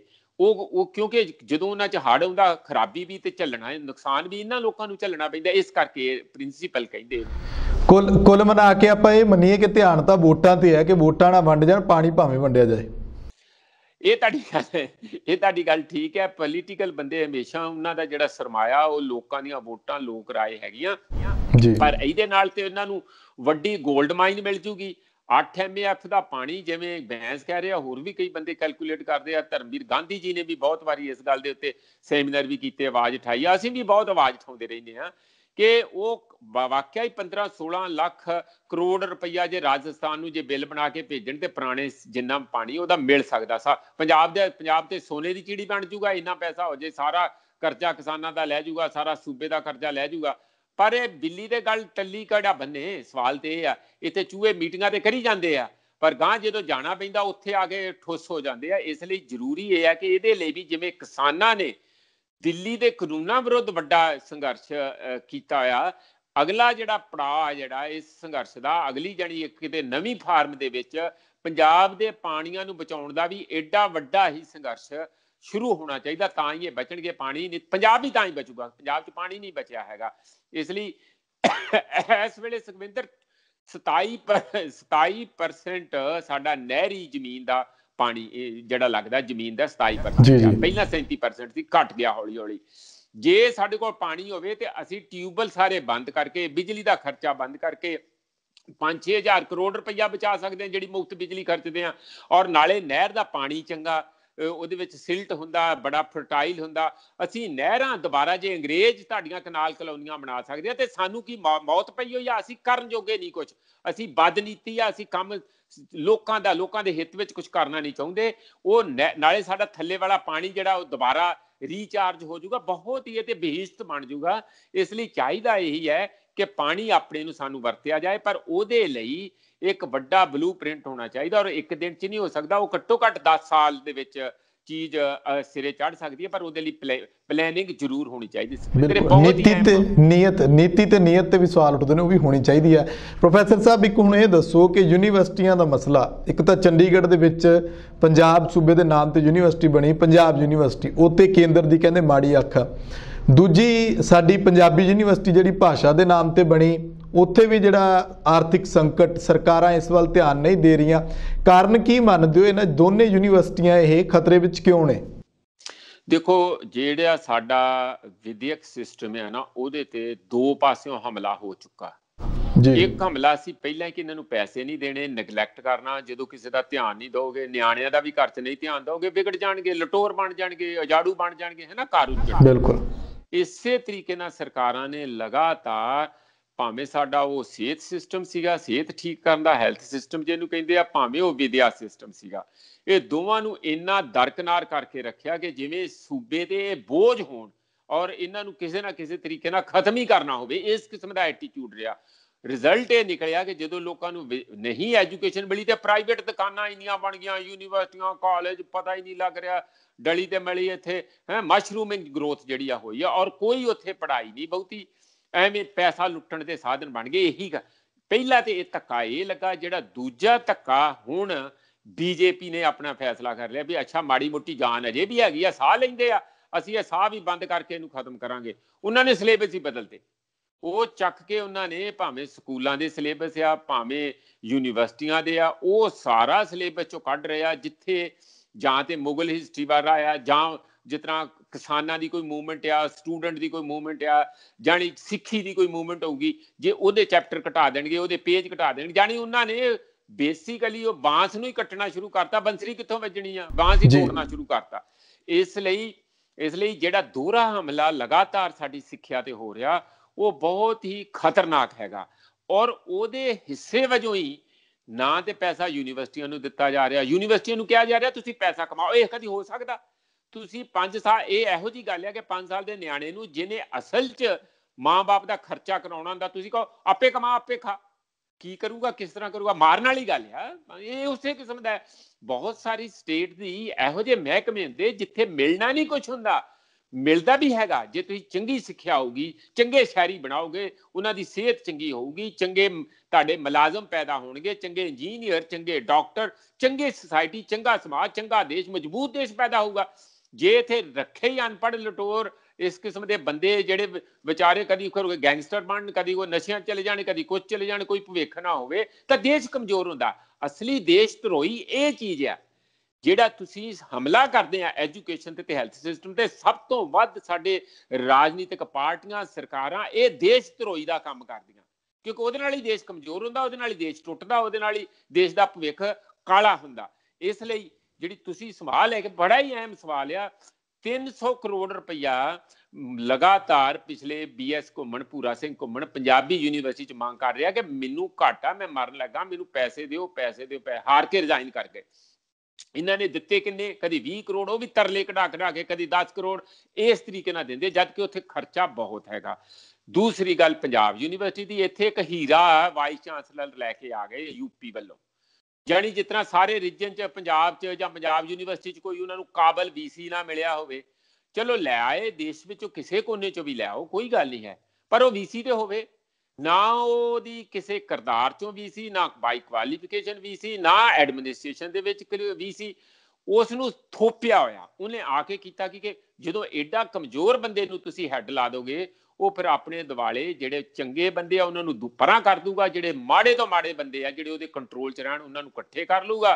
ਹੋਇਆ ਇਹ ਆ ਕਿ ਉਹਨੇ ਸੈਨੇਟ ਸਿੰਡੀਕੇਟ ਦੀ ਚੋਣ ਹੀ ਨਹੀਂ ਕਰਾਈ, ਡਰਦੇ ਮਾਰੇ ਨੇ। ਉਹ ਕਰ ਕੀ ਰਹੇ ਆ ਕਿ ਨਿਊ ਇਕਨੋਮਿਕ ਪਾਲਿਸੀ ਜਿਹੜੀ ਆਈ ਆ ਉਹਦੇ ਤਹਿਤ ਚੁਣੀ ਹੋਈ ਜਿਹੜੀ ਸਿੰਡੀਕੇਟ ਸੈਨੇਟ ਆ ਪੰਜਾਬ ਯੂਨੀਵਰਸਿਟੀ ਚੰਡੀਗੜ੍ਹ ਦੀ, ਉਸ ਨੂੰ ਖਤਮ ਕਰਕੇ ਦਿੱਲੀ ਵੱਲੋਂ ਕੁਛ ਨਾ ਕੁਛ ਬੰਦੇ ਲਾਉਣੇ ਚਾਹੁੰਦੇ ਆ, ਨੋਮੀਨੇਟ ਕਰਨਾ ਚਾਹੁੰਦੇ ਆ, ਜਿਹਦੀ ਪਿਛਲੇ ਕਈ ਮਹੀਨਿਆਂ ਤੋਂ ਰੋਜ਼ ਮਜ਼ਾਰੇ ਹੋ ਰਹੇ ਆ। ਕੱਲ ਵੀ ਮਜ਼ਾਰਾ ਹੋਇਆ, ਮੈਂ ਉਹਦੇ ਵਿੱਚ ਸ਼ਾਮਲ ਸੀਗਾ, ਕੈਂਡਲ ਮਾਰਚ ਹੋਇਆ ਕੈਂਪਸ ਦੇ ਵਿੱਚ, ਉਹਦੇ ਵਿੱਚ MLA ਆਏ ਸੀਗੇ, ਕਿਉਂਕਿ ਇਹ ਯੂਨੀਵਰਸਿਟੀ ਸਭ ਤੋਂ ਪੁਰਾਣੀ ਇਸ ਰੀਜਨ ਦੀ ਯੂਨੀਵਰਸਿਟੀ, ਜਿਹਨੂੰ ਮਦਰ ਯੂਨੀਵਰਸਿਟੀ ਕਹਿੰਦੇ ਆ। ਤੁਸੀਂ ਉਸ ਦੀ ਸੈਨੇਟ ਨੂੰ, ਜਿਹਦੀਆਂ ਕਿ 90 ਤੋਂ ਵੱਧ ਸੈਨੇਟ ਮੈਂਬਰ ਹੁੰਦੇ ਆ, ਜਿਹਦੇ ਵਿੱਚ ਚੀਫ ਮਿਨਿਸਟਰ ਉਹਦਾ ਹੁੰਦਾ, ਜਿਹੜਾ ਐਜੂਕੇਸ਼ਨ ਮਿਨਿਸਟਰ ਆ, ਜਿਹੜਾ DPI ਕਾਲਜਸ ਹੁੰਦਾ, ਯਾਨੀ ਕਿੰਨੇ ਬੰਦੇ, 6 ਤੇ ਪੰਜਾਬ ਸਰਕਾਰ ਦੇ ਬੰਦੇ ਹੁੰਦੇ, ਉਹਦੇ 'ਚ ਫਾਈਨੈਂਸ ਮਿਨਿਸਟਰ ਵੀ ਮੇਰਾ ਖਿਆਲ ਉਹਦਾ ਮੈਂਬਰ ਹੁੰਦਾ ਆ। ਇਸ ਲਈ ਉਹ ਸਾਰੇ ਨੂੰ ਹਟਾ ਕੇ ਪੰਜਾਬ ਦੇ ਕਲੇਮ ਨੂੰ ਹੀ ਖਤਮ ਕੀਤਾ ਜਾ ਰਿਹਾ। ਔਰ ਪੰਜਾਬ ਦਾ, ਕਿਉਂਕਿ ਪੰਜਾਬ ਦੇ ਕਾਲਜ ਵੀ ਡਿਸਐਫੀਲੀਏਟ ਹੋ ਜਾਣਗੇ, ਔਰ ਇਹਦਾ ਅਸਲੀ ਮਾਨੇ ਇਹ ਹੈ ਕਿ ਹੁਣ UT ਦਾ ਸਮਾਨ ਪਬਲਿਕ ਸੈਕਟਰ ਵੇਚਿਆ ਜਾ ਰਿਹਾ, ਬਿਜਲੀ ਅਡਾਨੀ ਨੂੰ ਦਿੱਤੀ ਜਾ ਰਹੀ ਆ ਮੁਫਤ, 1 ਰੁਪਈਏ ਦੇ ਵਿੱਚ ਸਾਰੇ ਦਾ ਸਾਰਾ ਇੱਥੋਂ ਦਾ ਇਨਫਰਾਸਟ੍ਰਕਚਰ ਜਿਹੜਾ ਬਿਜਲੀ ਦਾ ਆ ਉਹ ਅਡਾਨੀਆਂ ਨੂੰ ਦਿੱਤਾ ਜਾ ਰਿਹਾ। ਸਾਰੀਆਂ ਤਿਆਰੀਆਂ ਹੋ ਗਈਆਂ। ਮਤਲਬ ਪੰਜਾਬ ਦੀ ਜਿਹੜੀ ਰਾਜਧਾਨੀ ਦੇ ਪੰਜਾਬ ਦੇ ਕਲੇਮ ਸੀਗੇ, ਵਿੱਚੇ ਯੂਨੀਵਰਸਿਟੀ, ਵਿੱਚੇ ਉਹ ਸਾਰਾ ਕੁਝ ਖਤਮ ਕਰਕੇ ਸਿੱਧੀ ਸੈਂਟਰ ਦੀ ਪ੍ਰਾਪਰਟੀ ਤੇ ਸੈਂਟਰ ਦੀ ਸੈਟੇਲਾਈਟ ਚੰਡੀਗੜ੍ਹ ਨੂੰ ਬਣਾਇਆ ਜਾ ਰਿਹਾ। ਉਹਦੀ ਸਕੀਮ ਦੇ ਹਿੱਸੇ ਵਜੋਂ SVC ਨੂੰ ਲਾ ਕੇ ਇੱਥੋਂ ਦੀ ਚੁਣੀ ਹੋਈ ਬਾਡੀ 90 ਤੋਂ ਉੱਪਰ ਬੰਦਿਆਂ ਦੀ ਉਹਨੂੰ ਖਤਮ ਕਰਕੇ ਸਿੱਧਾ ਸੈਂਟਰ ਨੂੰ, ਇਹ ਪੰਜਾਬ ਯੂਨੀਵਰਸਿਟੀ ਨੂੰ ਫੜਾਉਣਾ ਚਾਹੁੰਦੇ ਆ। ਇਹਦਾ ਸਖਤ ਰੋਸ ਹੈ, ਕਿਉਂਕਿ ਬਹੁਤ ਸਾਰੇ ਕਾਲਜ ਅਫੀਲੀਏਟਡ ਪੰਜਾਬ ਦੇ 250-300 ਕਾਲਜ ਇਹਦੇ ਨਾਲ ਅਫੀਲੀਏਟਡ ਆ, 5-6 ਜ਼ਿਲ੍ਹਿਆਂ ਦੇ। ਉਹ ਸਾਰੇ ਦੇ ਸਾਰੇ ਕਿੱਥੇ ਜਾਣਗੇ ਜਿਹਨਾਂ ਨੂੰ ਪੰਜਾਬ ਯੂਨੀਵਰਸਿਟੀ ਦੀ ਮੋਹਰ ਦੀ ਡਿਗਰੀ ਲੱਗਦੀ ਹੈ? ਤੇ ਪੰਜਾਬ ਯੂਨੀਵਰਸਿਟੀ ਕਾਹਦੀ ਹੋਊਗੀ ਜੇ ਪੰਜਾਬ ਦੀ ਨਾ ਰਹੀ, ਜੇ ਪੰਜਾਬ ਦੇ ਕਾਲਜ ਹੀ ਨਾਲ ਨਾ ਰਹੇ। ਬਿਲਕੁਲ ਕਿਹਾ ਇਹ ਵੀ ਜਾ ਰਿਹਾ ਨਾ ਕਿ ਪੰਜਾਬ ਦਾ ਜਿਹੜਾ ਆਖਰੀ ਹੱਕ ਹੈ ਚੰਡੀਗੜ੍ਹ ਦੇ ਉੱਤੇ ਜਿਹੜਾ ਜਤਾਉਂਦੇ ਸੀ, ਉਹ ਵੀ ਕਿਤੇ ਨਾ ਕਿਤੇ ਜਿਹੜਾ ਉਹ ਖੋਇਆ ਜਾ ਰਿਹਾ ਕਿ ਇਸ ਤੋਂ ਬਾਅਦ ਜਿਹੜਾ ਪੰਜਾਬ ਆਪਣੇ ਥਾਂ ਤੇ ਚੰਡੀਗੜ੍ਹ ਆਪਣੇ ਥਾਂ। ਜਿਹੜਾ ਰਾਜਧਾਨੀ ਨੂੰ ਲੈ ਕੇ ਅਕਸਰ ਰੌਲਾ ਪੈਂਦਾ ਰਹਿੰਦਾ ਕਿ ਪੰਜਾਬ ਦਾ, ਪੰਜਾਬੀ ਕਹਿੰਦੇ ਨੇ ਸਾਡਾ ਹੱਕ ਹੈ, ਪਰ ਸਰਕਾਰ ਜਿਹੜੀ ਹੈ ਉਹ ਮੰਨਣ ਨੂੰ ਤਿਆਰ ਨਹੀਂ। UT ਜਿਹੜਾ ਸਟੇਟ ਬਣਾ ਕੇ ਉਹਨੂੰ ਰੱਖਣਾ ਚਾਹੁੰਦੇ ਨੇ। ਅਖੀਰ ਦੇ ਵਿੱਚ ਮੈਨੂੰ ਇਹ ਦੱਸੋ, ਅਸੀਂ ਕਿਸਾਨਾਂ ਵਾਲੇ ਸੰਘਰਸ਼ ਦੀ ਗੱਲ ਕਰੀਏ, ਤੁਸੀਂ ਉਹਨੂੰ ਕਿੱਦਾਂ ਦੇਖਦੇ ਹੋ? ਤੁਹਾਡਾ ਨਜ਼ਰੀਆ ਕੀ ਕਹਿੰਦਾ? ਦਿੱਲੀ ਜਾਣ ਦੀਆਂ ਤਿਆਰੀਆਂ ਹੋ ਰਹੀਆਂ, ਮੀਟਿੰਗਾਂ ਦਾ ਦੌਰ ਵੀ ਚੱਲ ਰਿਹਾ, ਸਾਰਾ ਕੁਝ ਹੋ ਰਿਹਾ। ਕੀ ਲੱਗਦਾ ਹੈ ਕਿ ਕਿਸਾਨੀ ਸੰਘਰਸ਼ ਆਪਣਾ ਜਿਹੜਾ ਟੀਚਾ ਹੈ ਉਹਨੂੰ ਪਾਉਣ ਵਿੱਚ ਕਾਮਯਾਬ ਹੋ ਜਾਏਗਾ? ਆਖਰੀ ਸਵਾਲ ਹੈ ਮੇਰਾ ਬਸ। ਦੇਖੋ ਸੁਖਵਿੰਦਰ ਜੀ, ਇਹ ਇਤਿਹਾਸਿਕ ਕਿਸਾਨਾਂ ਦਾ ਯੁੱਧ ਹੈ। ਮੈਂ ਇਹਨੂੰ ਕੋਈ ਇਕੱਲਾ ਮੂਵਮੈਂਟ ਨਹੀਂ ਕਹਿੰਦਾ, ਇਹ ਯੁੱਧ ਹੈ। ਔਰ ਯੁੱਧ ਦਾ ਮੈਂ ਤੇ ਪੂਰਾ ਸੀਨ ਦੇਖ ਰਿਹਾ, ਜਿਵੇਂ ਮਹਾਂਭਾਰਤ ਵਿੱਚ ਆਮਣੇ ਸਾਹਮਣੇ ਫੌਜਾਂ ਖੜੀਆਂ ਹੁੰਦੀਆਂ, ਬਿਗਲ ਵੱਜਦੇ ਆ, ਤੂੰ ਵੱਜਦੇ ਆ, ਤਾਂ ਉਹਦੇ ਵਿੱਚ ਉਧਰੋਂ ਘੋੜੇ, ਇਧਰੋਂ ਝੰਡੇ ਬੁੰਗੇ, ਰੱਥ ਸਾਰਾ ਨਜ਼ਰ ਆਉਂਦੇ। ਮੈਨੂੰ ਬਿਲਕੁਲ ਇਹ ਸੀਨ ਉਸ ਕਿਸਮ ਦਾ ਨਜ਼ਰ ਆਉਂਦਾ। ਰੱਥ ਦੀ ਜਗ੍ਹਾ ਟਰੈਕਟਰ ਹੋਣਗੇ, ਹਰ ਟਰੈਕਟਰ ਪਿੱਛੇ 2-2 3 ਟਰਾਲੀਆਂ ਹੋਣਗੀਆਂ, ਇੱਕ ਟਰਾਲੀ 'ਚ ਬੰਦੇ ਹੋਣਗੇ, ਇੱਕ ਦੇ ਵਿੱਚ ਰਾਸ਼ਨ ਪਾਣੀ, ਰਜਾਈਆਂ, ਸਾਰਾ ਕੁਝ। ਜਿਵੇਂ ਇੱਕ ਫੌਜ ਮੂਵ ਕਰਦੀ ਹੈ, ਕਿਸਾਨਾਂ ਦੀ ਫੌਜ ਦਿੱਲੀ ਵੱਲ ਹੁਣ ਆਪਣਾ ਹਮਲਾ ਕਰ ਜਿਹੜਾ ਐਟੀਟਿਊਡ ਲੈ ਕੇ ਜਾ ਰਹੀ ਆ, ਜਿਹਦੇ ਤੋਂ ਦਿੱਲੀ ਥਰ-ਥਰ ਕੰਬ ਤੇ ਰਹੀ ਆ ਹਾਲ ਦੀ ਘੜੀ। ਪਰ ਅਜੇ ਵੀ ਉਹ ਕੈਪਟਨ ਅਮਰਿੰਦਰ ਸਿੰਘ ਰਾਹੀਂ ਉਹਨਾਂ ਦੇ ਦਬਾਅ ਪਾ ਕੇ, ਉਹਨਾਂ ਦੇ ਕਿਸੇ ਨਾ ਕਿਸੇ ਕਿਸਮ ਦਾ ਇਹ ਕਹਿ ਕੇ ਕਿ ਤੁਸੀਂ ਕਿਸਾਨਾਂ ਨੂੰ ਸਮਝਾਓ ਦਿੱਲੀ ਵੱਲ ਨਾ ਆਉਣ, ਇਹਨਾਂ ਨੂੰ ਰੋਕੋ। ਔਰ ਰੋਕਣ ਲਈ ਇੱਕ ਤੇ ਉਹ ਇਹ ਕਹਿ ਰਹੇ ਆ ਕਿ ਅਸੀਂ ਟ੍ਰੇਨ ਚਲਾਉਣ ਦਾ ਵੀ ਕੰਮ ਸ਼ੁਰੂ ਕਰਵਾਓ। ਇੱਕ ਤੇ ਇਹ ਬੜੀ ਅੜਿੱਕਾ ਬਣਿਆ। ਦੂਸਰਾ ਉਹ ਕਰੋਨਾ ਦਾ ਰੌਲਾ ਪਵਾਉਣਗੇ ਕਿ ਦੇਖੋ ਦਿੱਲੀ ਵੱਲ ਆਉਣਗੇ, ਨਾਲੇ ਪੰਜਾਬ 'ਚ ਕਰੋਨਾ ਫੈਲੂਗਾ, ਨਾਲੇ ਦਿੱਲੀ 'ਚ ਕਰੋਨਾ ਫੈਲੂਗਾ, ਅਸੀਂ ਵੜਨ ਨਹੀਂ ਦੇਣਾ। ਇਹ ਕੋਈ ਨਹੀਂ ਸੋਚਦਾ ਵੀ ਕਿਸਾਨ ਵੀ ਤੇ ਆਪਣੀ ਜ਼ਿੰਦਗੀ ਰਿਸਕ ਵਿੱਚ ਪਾ ਰਹੇ ਆ। ਬਿਲਕੁਲ, ਕਿਸਾਨ ਕਿਸੇ ਦੇ ਪੁੱਤ ਨਹੀਂ, ਧੀਆਂ ਨਹੀਂ, ਭਰਾ ਨਹੀਂ ਹੈਗੇ। ਜੇ ਉਹ ਕਰੋਨਾ ਦੇ ਗੜ ਵਿੱਚ ਜਾ ਰਹੇ ਆ, ਮੰਨ ਲਓ ਦਿੱਲੀ ਦੇ ਵਿੱਚ, ਤਾਂ ਉੱਥੋਂ ਇਨਫੈਕਸ਼ਨ ਲੈ ਕੇ ਉਹਨਾਂ ਨੂੰ ਵੀ ਤੇ ਮਰਨ ਦਾ ਜਾਂ ਇਨਫੈਕਸ਼ਨ ਲੱਗਣ ਦਾ ਡਰ ਹੋਣਾ ਚਾਹੀਦਾ। ਇਕੱਲਾ ਦਿੱਲੀ ਨੂੰ ਹੀ ਤੇ ਨਹੀਂ, ਇਹ ਪੰਜਾਬ ਦਾ ਧੂੰਆਂ ਹੀ ਤੇ ਨਹੀਂ ਉੱਥੋਂ ਜਾਂਦਾ ਨਾ ਹਮੇਸ਼ਾ। ਬਿਲਕੁਲ, ਇਸ ਗੱਲ ਦੀ ਜਿਹੜੀ ਇੱਕ ਆਪਣੇ ਸਾਡੇ ਕੈਪਟਨ ਅਮਰਿੰਦਰ ਸਿੰਘ ਆ, ਉਹਨਾਂ ਨੇ ਮੀਟਿੰਗ ਸੱਦ ਲਈ ਆ ਤੇ ਉਸ ਮੀਟਿੰਗ ਦੇ ਵਿੱਚ ਇਹ ਫੈਸਲੇ ਹੋਣਗੇ ਸੁਖਵਿੰਦਰ ਕਿ ਕੀ ਕਿਸਾਨਾਂ ਨੇ ਹੁਣ ਪੈਸੰਜਰ ਟ੍ਰੇਨ ਖੋਲਣੀਆਂ ਜਾਂ ਨਹੀਂ ਖੋਲਣੀਆਂ, ਜਾਂ ਕੱਲਾ ਗੁਡਸ ਟ੍ਰੇਨ ਨੂੰ ਹੀ ਰਸਤਾ ਦੇਣਾ। ਜੇ ਦੋਵੇਂ ਚੱਲ ਪੈਂਦੀਆਂ, ਇਹਦੇ ਵਿੱਚ ਪਿਊਸ਼ ਗੋਇਲ ਤੇ ਬਹੁਤ ਖੁਸ਼ ਹੋਊਗਾ, ਪਰ ਕਿਸਾਨਾਂ ਨੂੰ ਵੀ ਇਹ ਦੇਖਣਾ ਕਿ ਪੰਜਾਬ ਦੀ ਜਿਵੇਂ ਹੁਣ ਭੁੱਖੇ ਮਾਰਨ ਵਾਲੀ ਗੱਲ ਹੋਊਗੀ, ਇਹਦੇ 'ਚ ਕੈਪਟਨ ਅਮਰਿੰਦਰ ਸਿੰਘ ਇੱਕ ਪੰਜਾਬ ਦੀ ਕੀ ਦਿੱਕਤ ਆ, ਕਿੰਨਾ ਘਾਟਾ ਪੈ ਗਿਆ ਆਰਥਿਕ ਤੌਰ ਦੇ ਉੱਤੇ, ਅਸੀਂ ਕਿੰਨੇ ਟਾਈਟ ਆ, ਉਹ ਸਾਰਾ ਵੀ ਇੱਕ ਲੇਖਾ ਜੋਖਾ ਕਿਸਾਨਾਂ ਲੀਡਰਾਂ ਦੇ ਸਾਹਮਣੇ ਰੱਖਣਗੇ, ਤਾਂ ਕਿ ਆਪਣੇ ਕੇਸ ਨੂੰ ਮਜ਼ਬੂਤ ਕਰ ਸਕਣ ਕਿ ਅਸੀਂ ਕਿਵੇਂ ਪੈਸੰਜਰ ਟ੍ਰੇਨ ਨੂੰ ਖੋਲ ਦਈਏ। ਜੇ ਸੈਂਟਰ ਦੇ ਕਹਿਣ ਤੇ ਭਾਵੇਂ ਉਹਨਾਂ ਦੀ ਅੜੀ ਹੈਗੀ ਆ, ਤਾਂ ਫਿਰ ਗੁਡਸ ਟ੍ਰੇਨ ਵੀ ਆਉਣ ਲੱਗ ਜਾਣਗੀਆਂ ਤੇ ਉਹਦੇ ਨਾਲ ਸਾਨੂੰ ਕੋਈ ਰਾਹਤ ਮਿਲੂਗੀ। ਇੱਕ ਤੇ ਕੇਸ ਇਹ ਆ। ਦੂਸਰਾ, ਸ਼ਾਇਦ ਉੱਥੇ ਕਰੋਨਾ ਦਾ ਵੀ ਕਿਸੇ ਕਿਸਮ ਦਾ ਵਾਸਤਾ ਪਾ ਕੇ ਕਿਸਾਨਾਂ ਨੂੰ 26 ਤਰੀਕ ਨੂੰ ਜਿਹੜਾ ਕੂਚ ਹੋਣਾ, ਵੱਡਾ ਮਾਰਚ ਹੋ ਰਿਹਾ ਸਾਰੇ ਦੇਸ਼ ਵਿੱਚੋਂ ਤੇ ਪੰਜਾਬ ਵਿੱਚੋਂ ਖਾਸ ਕਰਕੇ ਵਾਇਆ ਹਰਿਆਣਾ ਜਾਣਾ, ਉਸ ਨੂੰ ਰੋਕਣ ਦੀ ਵੀ ਕੋਈ ਸਲਾਹ ਮਸ਼ਵਰਾ ਉੱਥੇ ਹੋ ਸਕਦਾ। ਪਰ ਇਹ ਸਾਰੀ ਗੱਲ ਦਾ ਨਿਤਾਰਾ ਮੀਟਿੰਗ ਤੋਂ ਬਾਅਦ ਹੀ ਹੋਊਗਾ। ਜੀ ਸ਼ੁਕਰੀਆ, ਧੰਨਵਾਦ ਪ੍ਰੋਫੈਸਰ ਸਾਹਿਬ ਸਾਨੂੰ ਸਮਾਂ ਦੇਣ ਦੇ ਲਈ। ਬਹੁਤ ਬਹੁਤ ਸ਼ੁਕਰੀਆ ਸੁਖਵਿੰਦਰ ਜੀ।